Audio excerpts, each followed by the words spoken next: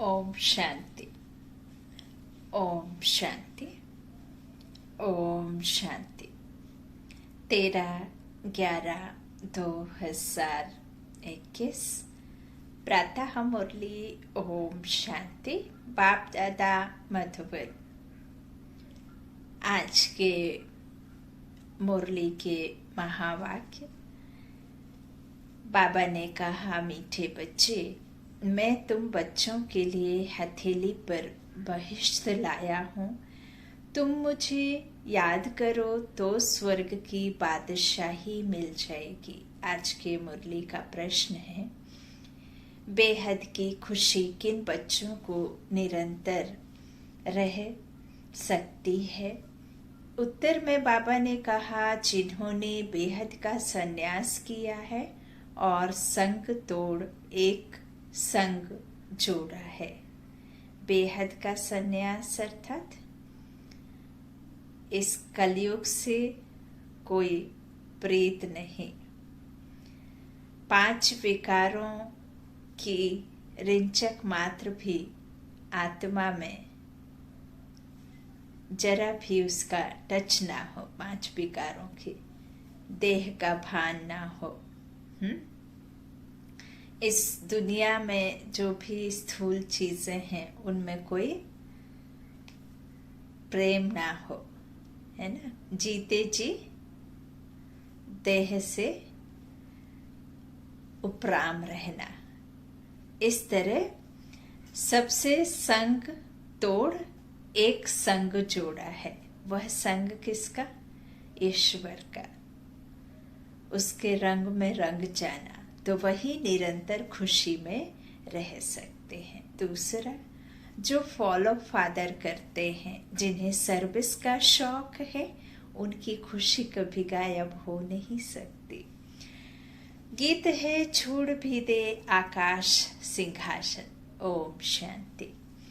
मीठे मीठे रूहानी बच्चों ने गीत सुना। यह किसने कहा? बच्चों ने बच्चों को कहा कि गीत सुना।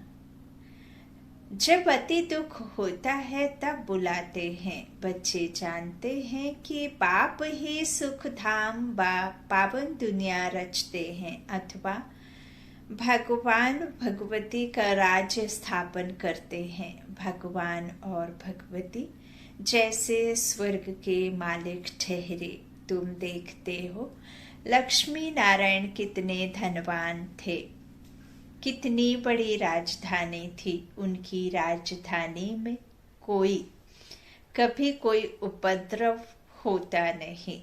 बाप बच्चों को वर्षा ही ऐसा देते हैं, तो कितनी खुशी में रहना चाहिए। परंतु नंबरवार पुरुषार्थ अनुसार तो है ही। कोई तो पूरा ज्ञान ना उठाने के कारण ना वहाँ की खुशी में रहते और ना यहाँ की खुशी में रहते हैं। उनको कहते हैं दोनों जहां से गए, क्योंकि बाप से वर्षा लेते लेते गिर पड़ते हैं, है ना। कहते हैं ना, धोबी का कुत्ता ना घर का ना घाट का, है ना। तो इस तरह से यदि हम दोनों नाव में पैर रखेंगे तो आप एक खेवनहार उस तरफ ले जाएगा, एक खिवैया इस तरफ ले जाएगा, और आप दोनों नाव में पैर रखेंगे, वो भी खींचेगा, आप भी खींचेंगे, तो फिर कैसे चलेगा, है ना। इस तरफ भी खींचेगा, उस तरफ भी खींचेगा, तो क्या हालत होगी, है ना। इस तरह कहीं के भी नहीं रहेंगे। इस तरह बाबा कहते हैं गिर पड़ते हैं वर्षा लेते लेते। दुनिया में यह किसको मालूम नहीं कि भगवान आकर स्वर्ग स्थापन कर रहे हैं, क्योंकि वह आते ही हैं गुप्त रूप में, है? कहते हैं जरूर भगवान इस समय होना चाहिए, क्योंकि सब घोर अंधियारे में हैं। रात को 12 बजते हैं तो उनको घोर अंधियारा कहा जाता है। रात में घोर अंधियारा, दिन में घोर प्रकाश होता है। बच्चे जानते हैं अब भक्ति मार्ग की रात पूरी होती है, जिसमें दुख ही दुख है। मनुष्य समझते हैं भक्ति के बाद भगवान मिलता है। तुम जानते हो बाप ही आकर हम सबकी सद्गति करते हैं। तुम बच्चों में भी नंबरवार तो जरूर हैं। कोई का तो खुशी का पारा चढ़ा हुआ रहता है, मेहनत भी खुशी से करते हैं। बाबा की सेवा या मुरली पढ़ना या पढ़ाना या सुनना सुनाना या कोई भी बाबा की बात को सुनना बहुत एक्साइटमेंट होती है सुनने के लिए। जैसे मुरली कब आएगी कब अपलोड हो करके कब आज की मुरली आएगी। और कई ऐसा भी करते हैं कि पुराने मुरलियाँ उठा करके पढ़ना शुरू कर देते हैं, बाबा की मनन चिंतन में लगे रहते हैं। कोई ऐसा मिले संबंध संपर्क में आए जिसको हम बाबा की बातें सुनाना शुरू कर दें, बाबा का ज्ञान। हाँ, कहते हैं ना, अकेले हो तो बाबा से बातें करो, और जब व्यक्तियों के बीच में हो तो बाबा की ही बातें करो, है ना। तो इस तरह से खुशी का पारा चढ़ा हुआ रहता है और मेहनत करने में भी खुशी होती है। सर्विस का शौक रहता है कि कोई को जाकर समझाएं। इसलिए बाबा प्रदर्शनी मेले का भी प्रबंध रचते रहते हैं कि औरों को समझाने से खुशी का पारा चढ़ जाए, है ना। ऐसे तो नहीं है कि सिर्फ सुबह शाम दोपहर, जो सुबह शाम दोपहर में योग कर लिया बस बाबा की याद हो गई, है ना। बाबा कहते हैं कि सिर्फ योग में बैठना तो आप अपने लिए खुशी अपने लिए इकट्ठा किया आगे फ्यूचर के लिए, लेकिन अगर किसी के लिए आपने दिया नहीं, किसी को मेरा संदेश नहीं दिया या किसी को मेरा ज्ञान से तृप्त नहीं किया, सद्गति का रास्ता नहीं दिखाया, है ना, मुक्ति जीवन मुक्ति का, तो फिर क्या फायदा, है ना। दूसरों को भी तो ये खुशी मिलनी चाहिए, है ना, बाबा का, कि बाबा अवतरण हो करके हम सब आत्माओं की सद्गति दाता इस धरा पर है ना। इस तरह से बाबा समझाते हैं, इसलिए बाबा प्रदर्शनी आदि का भी इंतजाम करते हैं। औरों को समझाने से बाबा कहते हैं खुशी का पारा चढ़ जाए।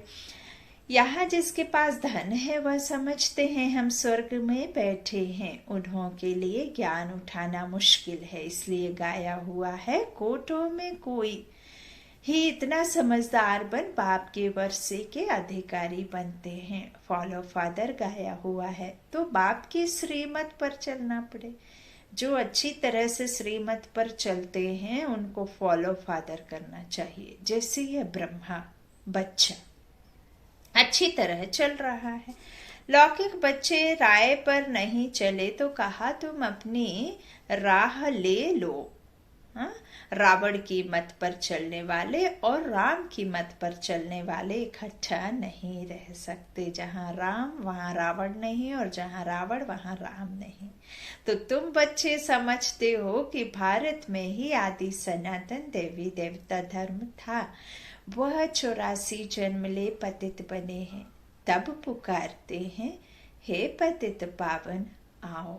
अभी तुम बच्चे समझते हो कि बाकी थोड़े रोज हैं। देवी राजधानी स्थापन करने में टाइम तो लगता है ना। यह है गुप्त, इसमें लड़ाई की बात नहीं। ऐसे नहीं चढ़ाई करके राज्य लेते हैं, नहीं। यह तो बाप आकर राजाओं का राजा बनाते हैं। जिस बाप को याद करते दुख हरता सुख करता आओ। सन्यासी गुरु थोड़े ही दुख हरता हो सकते हैं, उन्हों का सन्यास है हद का, तुम्हारा है बेहद का। इसमें बेहद की खुशी रहती है। इन लक्ष्मी नारायण भगवती भगवान को भी बेहद की खुशी है ना। पतित मनुष्यों को तो जो आता है सो बोलते हैं, तुम तो एक एक अक्षर अर्थ सहित बोलते हो। नई दुनिया में है ही एक धर्म, और जहाँ एक धर्म वहाँ द्वैत आदि की बात ही नहीं। वो तो है ही अद्वैत राज्य, है ना, वहाँ लड़ाई आदि की बात नहीं। जैसे हमारे जॉइंट फैमिली में सुना करते थे, देखा भी है, एक्सपीरियंस भी है, या अभी भी रहते हैं साथ में, तो देखा होगा जो घर का मुखिया होता है बड़ा, है ना, उसके हिसाब से ही पूरा घर चलता है, तो द्वैत आदि की बात नहीं है ना। इसी तरह से वहाँ जब एक धर्म एक राज्य है ना, तो धर्म अनेक होने से भ्रांतियाँ होती है ना, और द्वैत की भी बात होती है। जहाँ मत नहीं मिलते, जहाँ एक रस नहीं होते, है ना, जहाँ थॉट अलग अलग होते हैं, तो वहाँ लड़ाइयाँ होती हैं, है ना। धर्म अनेक होंगे तो मेरा अच्छा, मेरा अच्छा, मेरा अच्छा, मेरा ऊंचा, मेरा ऊंचा। जातियाँ भी देखो कितनी, वो सोचता है मेरी जाति बहुत अच्छी, वो सोचते मेरी जाति बहुत अच्छी। तो इस तरह से लड़ाइयों की बात होती है ना। बाबा कहते हैं वहाँ होगा ही एक धर्म, उनकी कोई से भी भेंट नहीं की जाती है। पुरानी दुनिया में भेंट की जाती है, नई दुनिया में यह पता नहीं रहता कि पुरानी दुनिया में क्या होगा। जब नई दुनिया होती है ना, तो पुरानी दुनिया की कोई भी बातें याद नहीं रहती हैं, वहाँ सब कुछ भूल जाता है। यहाँ तुमको सब कुछ बतलाया जाता है कि नई दुनिया कब स्थापन होगी, संगम पर पुरानी दुनिया कब विनाश होगी, तुमको सब नॉलेज है। अब तुमको बाप मिला है स्वर्ग की स्थापना करने वाला, तो उनसे अच्छी तरह से वर्षा लेना चाहिए। वर्षा मिलना भी उन्हों को है जिन्होंने कल्प पहले अच्छी तरह पुरुषार्थ किया था। उनमें भी नंबरवार है। यह है कांटों की दुनिया, पहले नंबर का कांटा तो सब में है ही। पुरानी दुनिया अच्छी, नई दुनिया अच्छी होती है। क्या हो जाता है? अच निकल जाता है, सिर्फ छी बचता है ना, छी। हाँ, और नई दुनिया अच्छी होती है, उसमें अच्छाइयाँ रहती हैं। स्वर्ग किसको कहा जाता है यह भी किसको पता नहीं है। ऐसे ही कह देते कि फलाना स्वर्गवासी हुआ। स्वर्ग है कहाँ जो स्वर्गवासी हुआ, है ना। तो बाबा कहते तुम जानते हो स्वर्ग भी इस भारत में था, नरक भी इस भारत में है ना। अब ऐसा तो नहीं है कि कहते हैं 3 लोक हैं, है ना, आकाश पाताल, और ये तो इस तरह से बाबा कहते हैं आकाश पाताल में तो कोई जीवन ही नहीं होता है ना। इस धरा पे ही, भारत भूमि पर ही, इस संसार में ही नया और पुराना होता है ना। तो ऐसा तो है नहीं है कि नई दुनिया कहीं दूसरे कोई पाताल में या कोई आकाश में जाकर के बसानी होती है, नहीं। उस दुनिया को यहाँ ही बसाना है, तो उसके लिए हमारे इन 5 विकारों का बलिदान देना होता है। बलिदान कहो या दान कहो। अब यूँ तो नहीं कि बाबा कहते हैं कि इन 5 विकारों को दूर रखो, इन 5 विकारों से एकदम कहना चाहिए कि अपने आप को मुक्त करो, तो उसके बिना जीना नहीं होगा, ऐसा तो नहीं है ना। 5 विकारों के बिना तो और अच्छी रीति जीवन जिया जा सकता है ना। ऐसे बिना चोरी के क्या जीवन नहीं हो सकता। बाबा क्या कहते हैं, इन 5 विकारों से दूरियां रखो, है ना। तो बस यही तो बाबा चाहते हैं, और तो बाबा हमसे कुछ संपत्ति या कुछ धन या शारीरिक श्रम या ऐसा कुछ करने तो नहीं कहते हैं ना। बाबा कहते हैं स्वर्ग यहाँ नर्क यहाँ, जिनको बहुत धन है वह स्वर्ग में है, ऐसा कहते, परंतु ऐसे नहीं है। भारत नया था, बाबा कहते हैं। तो यह जो अक्षर वो लोग पकड़ कर कह देते हैं। कौन सा अक्षर पकड़ कर कह देते हैं? बाबा कहते तुम तो जानते हो ना कि नर्क भी यहाँ है और स्वर्ग भी यहाँ है।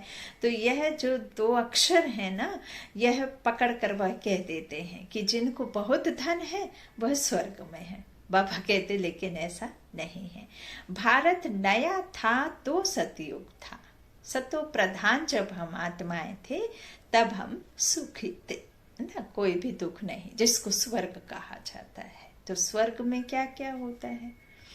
अब इस संसार में यदि कई बार ये बात रिपीट कर चुकी हूँ, आज भी रिपीट करती हूँ, क्योंकि कई नए बच्चे हैं जो सडनली मुरली खोल लेते हैं और उनका मन हो भी जाता है सुनने। बाबा कहते भी हैं ना, इस दुनिया में जो भी बाबा के बच्चे होंगे, जो कल्प पहले बने होंगे, तो कहीं भी विश्व के किसी भी कोने में जो ये रावण रूपी बॉम्ब ब्लास्ट हुआ द्वापर से, तब से मेरे बच्चे चारों जगह सराउंडिंग फैले हुए हैं। तो अब उनको इकट्ठा करना है, बिरादरी में मिलाना है ना, तो वो इकट्ठा करना है।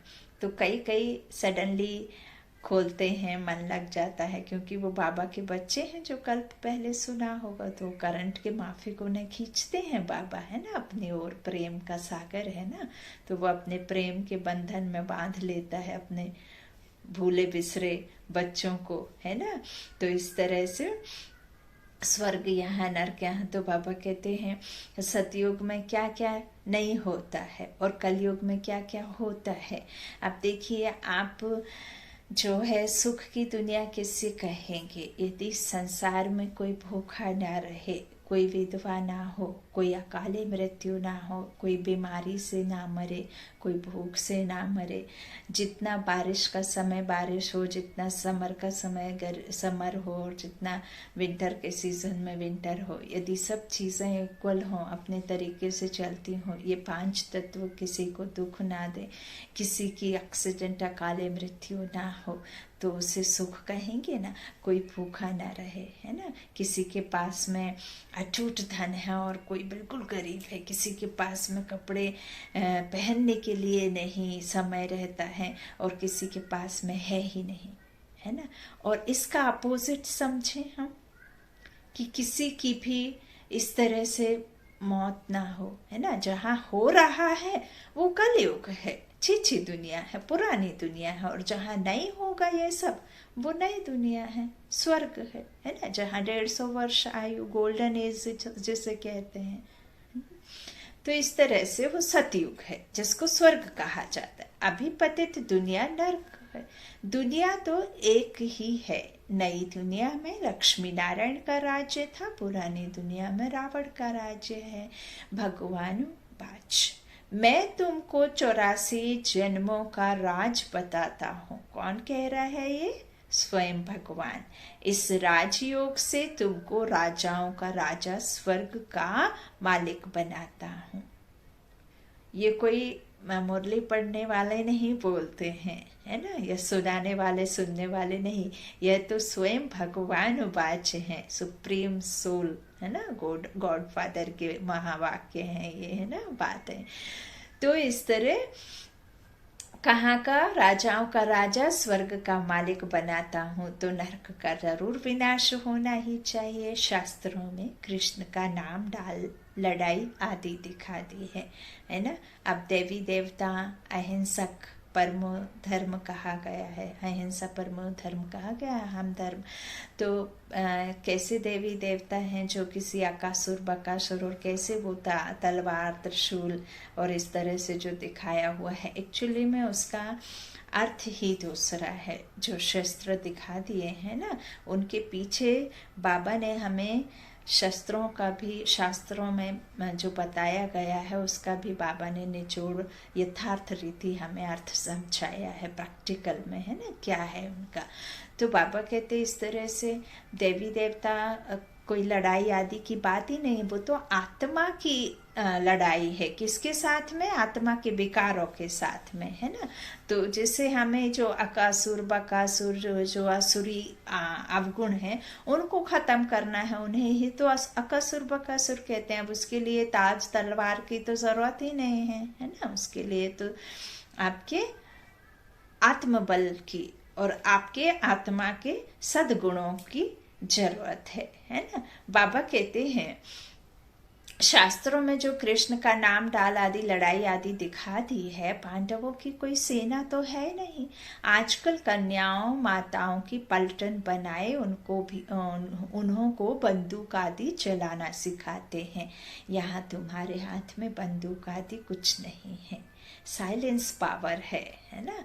तो उनको क्या मालूम तो शिव शक्ति सेना कौन है। बाबा कहते हैं कभी भी अपने आप को अकेला नहीं समझो। हम मेल या फीमेल नहीं हैं, हम अकेले नहीं हैं, हम दो हैं। कौन है हम? शिव और हम शक्ति, आत्मा, चैतन्य आत्मा, हम शिव की संतान हैं, हम शिव शक्तियां हैं, है ना। तो बाबा कहते हैं जो तुम जानते हो, है ना, कि हम कौन हैं। शिव बाबा तो कभी हिंसा करा नहीं सकते, लड़ाई की कोई बात ही नहीं। तुम जानते हो कि शिव बाबा की रूहानी सेना है, रूहानी पिता की रूहानी सेना, है ना। शिव बाबा हमको डबल अहिंसक बनाते हैं। उनको कहा जाता है 100% नॉन वायोलेंस, 100% नॉन वायोलेंस। यहाँ है 100% वायोलेंस, हिंसा। एक ही बॉम्ब से कितनों का विनाश कर देते हैं। बेहद के नॉन वायलेंस, वायोलेंस और वायोलेंस में कितना फर्क है। तुम अभी इस समय बेहद की साइलेंस में हो। उस तरफ जितना लड़ाई की तैयारियां होती जाती हैं, उतना आवाज बढ़ता जाता है। कितना हंगामा होता है विनाश में। स्थापना में तो कितनी साइलेंस में बैठे हो, हिंसा की कोई बात ही नहीं। तुम्हारी अब प्रैक्टिकल लाइफ है। बाप से योग बल द्वारा वर्षा पा रहे हो। बाप अल्फ को याद करने से स्वर्ग की बादशाही मिलती है। कितना सहज है? बाप कितना मोस्ट बिलव्ड है, बिलवेड है ना। कितना दूर देश से आते हैं, मोस्ट बिलव्ड। कितना दूर देश से आते हैं जहां साइंस की भी शक्ति नहीं पहुंच सकती। कोई फ्लाइट, कोई विमान कहाँ तक जा सकता है, चांद सितारों तक जा सकता है, लेकिन शांति धाम, निर्वाण धाम, परे ते परे रहने वाले परम पिता परमात्मा के पास में कोई भी मनुष्य की शक्ति, स्थूल शक्ति वहां जा नहीं सकती जब तक वो स्वयं आकर अपना परिचय ना दे, है ना। तो इस तरह बाबा हमें समझाते हैं कि हिंसा की कोई बात नहीं, मैं दूर देश से आता हूँ। जैसे विलायत से किसका बाप आता है तो बच्चे बहुत खुश होते हैं। बाबा हमारे लिए विलायत से अच्छी अच्छी सौगात लाएंगे। यह बेहद का बाप तो एक ही बार आता है। कौन सी सौगात ले आते हैं? कहते हैं मैं तुम्हारे लिए हथेली पर बहिश्त ले आया हूँ, है ना, स्वर्ग ले आया हूँ। कहते हैं जैसे कहते हैं हनुमान जी संजीवनी बूटी का पहाड़ ले आया है। अब पहाड़ तो कोई उठा नहीं सकता है, वैसे ही बाप कहते हैं मैं हथेली पर बहिश्त ले आया हूँ। अब बहिश्त कोई हथेली पर थोड़े ही उठता है, यह तो समझ की बात है। ऐसे तो नहीं है कि बाबा कहते हैं कि ऐसा तो नहीं है ना कि किसी ने मुझे बुलाया और मैं कोई फेरी की स्टोरी जैसे कोई मैजिक स्टिक लेकर के आऊँगा और आका वाका जो भी ऐसे करूँगा और नया कोई यूनिफॉर्म पहना दूंगा या फेरी बना दूंगा। ऐसे नहीं ना, वो तो समझने की बात है। बाबा कहते बच्चे तो जानते हैं बाबा हमारे लिए नंबर 1 सौगात लाए हैं। बाप कहते हैं मैं आया हूँ तुमको पावन दुनिया का मालिक बनाने, तो पावन बनना पड़े। यह राजयोग है ना। भारत का प्राचीन राजयोग गीता के भगवान ने ही सिखलाया था और राजा ही दी थी। अब फिर से राजयोग सिखला रहे हैं। तुम कहते हो कि हम स्वर्ग की स्थापना करने वाले बाप के बच्चे हैं। बाप नई दुनिया स्थापन करते हैं तो जरूर किसी को तो बादशाही मिली होगी ना। ऐसे भी नहीं सिर्फ स्वर्ग में रहने वालों को ही बाप ने दिया होगा, और सबको भी तो बाप देते हैं ना। बाकी सबको ड्रामा अनुसार मुक्ति का पाठ मिला हुआ है, सब मुक्त हो जाते हैं। एक ही बाप सर्व का सदगति दाता है, दूसरा ना कोई। तुम्हारे पास प्रदर्शनी में जो नामी ग्रामी आते हैं, जो मानते हैं कि बरोबर गीता का भगवान श्री कृष्ण नहीं है, शिव है, तो उनसे लिखवा लेना है। बड़े आदमियों की ही बात को सुनेंगे। बाबा ने कई बार मुरली में कहा भी है कि इस संसार में जो ऐसी हस्तियां हैं, जैसे कि कोई सिनेमा एक्टर है, तो ऐसे बड़े बड़े जो धन से संपूर्ण आत्माएं जिन्हें कहा है ना इस दुनिया में बड़े बड़े चेहरे, तो ऐसे लोगों को स्टेज पर लाकर यह संदेश दिलवाओ कि बाबा आया है मुक्ति, जीवन मुक्ति के लिए, है ना।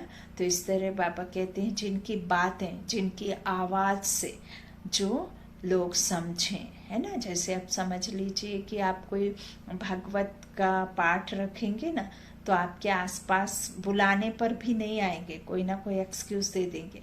और कोई हीरो हीरोइन आता है गांव में, तो आपको उसके लिए बुलाने की जरूरत नहीं पड़ेगी, यूं ही इतना रश रहेगा, इतना कि पैर रखने जगह नहीं रहेगी। तो बाबा भी जानता है ना कि किसको हम लाकर खड़ा करेंगे तो बात मानेंगे, है ना।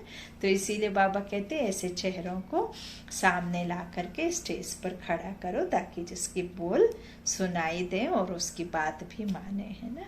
तो बाबा इस तरह कहते हैं कि उनसे लिखवा लेना है, और बड़े आदमियों की ही बात को सुनेंगे, गरीब की तो कोई सुनते नहीं है। इसलिए प्रदर्शनी में कोशिश कर यह लिखवा लो, गीता का भगवान एक ही है। अब देखिए, जो सचमुच कश्मीर के बॉर्डर पर या जहाँ भी, है ना, जिस भी बॉर्डर पर जो हमारे सिपाही भाई, जो फौजी भाई हम मनुष्यों के लिए, हम देश के नागरिकों के लिए दिन रात 24 घंटे तैनात होकर के, मौत को पल पल गले लगा करके हम देशवासियों की रक्षा के लिए वहाँ खड़े रहते हैं।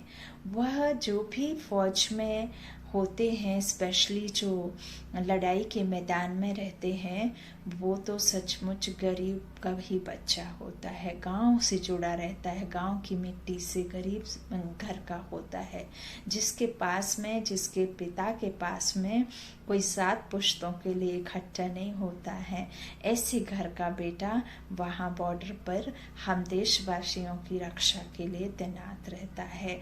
ना तो उनके ऊपर आसमान जो घर की छत के समान रहता है, और धरती माँ जो कहना चाहिए फ्लोर की तरह होता है, घर के फ्लोर की तरह संगमरमर का, इस तरह से वो 24 घंटे हमारी रक्षा के लिए खड़े रहते हैं।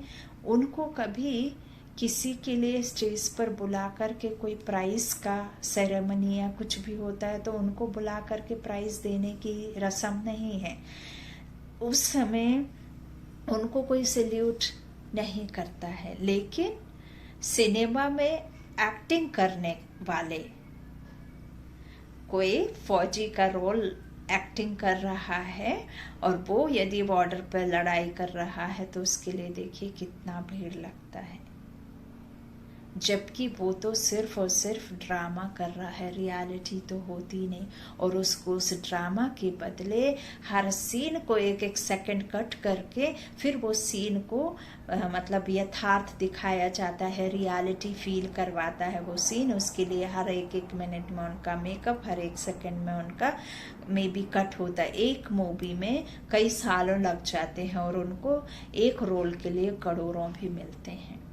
जो सचमुच सीने पर गोली नहीं खाते हैं, जो सचमुच उन खुले आसमानों की छत के नीचे नहीं रहते हैं, उनको तो बनावटी दिखाया जाता है। फिर भी देखिए उनको कितना पैसा, कितना मान सम्मान मिलता है। तो ये है दुनिया का यथार्थ, अभी जो समय चल रहा है। तो इसीलिए बाबा कहते गरीबों की तो कोई सुनेगा नहीं, है ना। तो इसीलिए ऐसे चेहरों को लाओ जिनकी आवाज लोग सुने, है ना, गरीब सुने। ओम शांति। तो बाबा कहते हैं अभी तो सारे विश्व पर रावण का राज्य है ना। तो यही सबका दुश्मन है। बाबा कहते हैं इस तरह से कोई प्रदर्शनी हो, है ना, गरीब की तो कोई सुनते नहीं है, तो ऐसे सब लिखवा लो। गीता का भगवान एक है, वह सबका बाप है। बाबा कहते आज से 5000 वर्ष पहले भारत स्वर्ग था और लक्ष्मी नारायण का राज्य था। अभी तो सारे विश्व पर रावण का राज्य है और यही सबका दुश्मन है, जिसको वर्ष वर्ष जलाते हैं, झूठ को अपना कर रखा है और सच को दबा कर रखा है ना। सच को कोई सुनना पसंद नहीं करता और झूठ में, इस चकाचौंध की दुनिया में, इस भौतिक सुख सुविधाओं में, शरीर के मान सम्मान में, इस शरीर की इस लौकिक नाम की पूंछ के पीछे ही पूंछ बनकर लग जाओ, है ना। तभी वो खुश होते हैं। भले ही आपके सामने झूठी तारीफ हो जाए, लेकिन वो तारीफ में ही ऊपर उठे फिरते हैं, है ना। फिर भले ही आपके निकलते ही आपके लिए गालियां निकाले, लेकिन आपके सामने जो तारीफ है वही लोग पसंद करते हैं, है ना। तो इस तरह की ये दुनिया है। बाबा कहते हैं रावण जो सबका दुश्मन है, जिसको वर्ष वर्ष जलाते हैं फिर भी मरता नहीं है। अब कैसे मरे, है ना। एफिजी जलाएंगे तो कैसे मरे? जो एफिजी तो अंदर में है ना, उस एफिजी को तो कोई जलाना ही नहीं चाहता, क्योंकि यथार्थ रीति रावण के बारे में किसी को पता ही नहीं है। तो अभी भारत का बड़ा दुश्मन यह रावण है। 5 विकार, काम क्रोध मोह लोभ अहंकार द्वेष घृणा 7 है ना। तो यह बात सिर्फ तुम जानते हो। अब राम परमपिता परमात्मा रावण पर जीत पहनाते हैं। आत्मा सीता, निराकारी शिव पिता राम, जो आत्मा इस संसार की हर एक आत्मा किसे पुकारती है? निराकार राम को, है ना। हर कोई है ना गिरफ्त में रावण की, तो हर कोई उस सुखदाता को बुलाते हैं, सुखकर्ता को, दुखहर्ता को, है ना। बाबा कहते हैं रावण पर जीत कौन पहनाते हैं? परमपिता परमात्मा कहते हैं मुझे याद करो तो तुम्हारे पाप नाश होंगे, तुम लायक बन जाएंगे, तो फिर नई दुनिया चाहिए। जरूर पुरानी दुनिया का विनाश भी हुआ था, सो होगा। महाभारत लड़ाई लगी ही तब है जब रावण राज्य विनाश हो, राम राज्य स्थापन होता है। रावण राज्य में ही हाहाकार शुरू होता है, हाहाकार के बाद जय जयकार होती है, दुनिया बदलती है। जैसे पुराना घर तोड़ नया बनाया जाता है, फिर तोड़ा जाता है, यह भी स्थापना हो रही है। बॉम्ब शादी बनाते ही रहते हैं, तैयारियां हो रही हैं। अभी दशहरा आया तो रावण की एफिजी भी निकाली। तुम्हारी है बेहद की बात, तुम्हारी बुद्धि में आता है यह क्या करते हैं? जब तुम समझाएंगे तब समझेंगे हम यह क्या करते हैं। हंसी भी आएगी, किसको भी समझा सकते हो, इतना बड़ा रावण तो होता ही नहीं। अब बाप कहते हैं तुम राम राज्य लो, 5 विकारों का दान दो, ग्रहण छूट जाए। बाप आकर समझाते हैं यह 5 विकारों का ग्रहण सारी दुनिया पर लगा हुआ है, बिल्कुल ही काले हो जाते हैं। तुम बच्चों को तो अथाह खुशी होनी चाहिए, बाकी थोड़े रोज हैं। तुम अभी क्रिएटर, डायरेक्टर, मुख्य एक्टर्स ड्रामा के आदि मध्य अंत को जानते हो और कोई नहीं जानते। तुम अब स्वच्छ बुद्धि बनी है ना। तुम्हारी अब स्वच्छ बुद्धि बनी है, तुम बाप के बने हो तो जरूर स्वर्ग में भेज देंगे। Knowledge is source of income कहा जाता है ना। यह है रूहानी नॉलेज जो बाप ही देते हैं। मनुष्य को दे नहीं सकते। दुनिया में सब मनुष्यों को नॉलेज देते हैं, तुमको तो बाप सुप्रीम सोल आकर ज्ञान देते हैं। वाह वाह वाह वाह, वाह मेरा भाग्य, वाह, हाँ? तो बाकी सब है भक्ति मार्ग की दंत कथा सुनाने वाले। सत्यनारायण की कथा, रामायण की कथा, जो पास्ट हो गया है वह कुछ ना कुछ बनाते रहते हैं। यह तो है पढ़ाई। पढ़ाई में हिस्ट्री ज्योग्राफी सुनाई जाती है। यह है वर्ल्ड की हिस्ट्री ज्योग्राफी हुस। तुम समझाते हो बाबा ने 5000 वर्ष पहले भी कहा था, वह गीता पढ़ने वाले थोड़े ही कुछ समझते हैं। यादव, कौरव, पांडव किसको कहा जाता है? यादव, कौरव, पांडव किसको कहा जाता है? यादव के द्वारा क्या होता है ना? और कौरव पांडव कौन? तो बाबा कहते हैं तुम प्रैक्टिकल में देखते हो, यूरोपवासी यादवों ने मूसल निकाले, विनाश हुआ। विनाश के बाद क्या हुआ वह कुछ नहीं दिखाते हैं। वह समझते हैं प्रलय हो गई। वह कहते हैं तुम शास्त्रों को मानते हो? बोलो हाँ, हम शास्त्रों को जानते हैं, मानते हैं। यह सब भक्ति मार्ग के हैं। ज्ञान तो एक बाप ही सुनाते हैं जो ज्ञान का सागर है। अब भक्ति खत्म हो, ज्ञान जिंदाबाद हो रहा है। पुरानी दुनिया का विनाश सामने खड़ा है। Nothing new. हमारी प्रीत है बाप से। हम माना आत्मा और संग तोड़ एक संग जोड़ते हैं। बाप कहते हैं अपने को आत्मा समझ मेरे साथ योग लगाओ।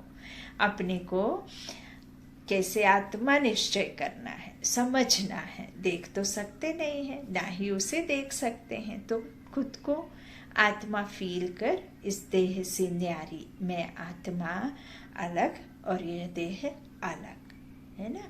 तभी तो यदि हम देह को याद करते हैं तो देह संबंधी रिश्ते याद आते हैं, और आत्मा को समझते हैं तो वो निराकार परमात्मा याद आएगा, है ना। जब हम शरीर ही समझेंगे तो देह से न्यारा समझेंगे, तो बाप से जोड़ना है प्रीत, और हम और संग तोड़ एक संग जोड़ते हैं। बाप कहते हैं अपने को आत्मा समझ मेरे साथ योग लगाओ। इसको ही भारत का प्राचीन योग कहा जाता है, जो बाप ही सिखलाते हैं।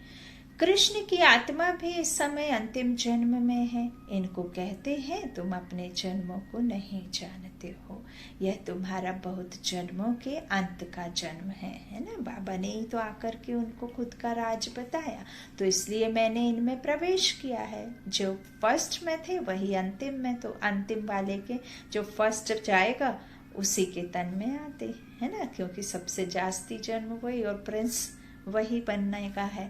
तो इसलिए मैंने इसमें प्रवेश किया है। किसमें? ब्रह्मा में। तो मैं इसमें बैठकर तुम बच्चों को ब्रह्मा मुख वंशावली बनाए राज्य भाग्य देता हूँ। बाप के सिवाय और कोई बता ना सके, यह तो बाप खुद इस मुख द्वारा सुना रहे हैं। यह बाबा भी पहले कुछ नहीं जानते थे, कुछ नहीं। हाँ, बाबा कहते तुम भी कुछ नहीं जानते थे, ये बाबा भी कुछ नहीं जानते थे। भारतवासियों को ही समझाना पड़े 84 जन्मों का चक्र कैसे फिरता है, और 84 जन्मों का चक्र आत्मा कैसे फिराती है अपना खुद का स्वदर्शन, स्व का दर्शन। आत्मा देव आत्मा कैसे बनती है, कैसे वह रावण राज्य में आती है ना। कैसे सतयुग त्रेता द्वापर कलयुग और ये संगम का कैसे पाठ बजाती है ना। तो सूर्यवंशी, चंद्रवंशी, फिर शूद्र वैश्य बनती है ना। तो इस तरह 84 जन्मों का चक्र कैसे फिरता है, यह वही लड़ाई खड़ी है जिससे स्वर्ग के गेट खुले थे। जबकि बाप ने आकर राजयोग सिखलाए, मनुष्यों को देवता बनाया था। अच्छा, मीठे मीठे सीखी लाधे बच्चों प्रति माता पिता बाप दादा का याद प्यार और गुड मॉर्निंग। रूहानी बाप की रूहानी बच्चों को नमस्ते। हम रूहानी बच्चों की रूहानी माता पिता बाप दादा को याद प्यार और गुड मॉर्निंग। धारणा के लिए मुख्य सार है। पहला बाबा ने कहा जो अच्छी रीति श्रीमत पर चलते हैं उन्हें फॉलो करना है, बेहद की खुशी में रहने के लिए आप समान बनाने की सेवा करनी है। दूसरा, प्रेत बुद्धि बन और संग तोड़ एक बाप से जोड़ना है। डबल अहिंसक बन साइलेंस में बैठ अपनी राजाई स्थापन करनी है। आज का वरदान बाबा ने बच्चों को दिया। मरजीवे जन्म की स्मृति द्वारा कर्म बंधन को संबंध में परिवर्तन करने वाले परोपकारी भव। कर्म करो लेकिन कर्म को बंधन नहीं समझो, है ना। जो हमारा कर्तव्य है, जो आत्मा को पाठ मिला है, उस कर्तव्य को कैसा कर्म बंधन के बजाय संबंध में परिवर्तन करने वाले परोपकारी भव। लौकिक कर्म बंधन का संबंध अब मरजीवे जन्म के कारण श्रीमत के आधार पर सेवा के संबंध का आधार है। कर्म बंधन नहीं, सेवा का संबंध है।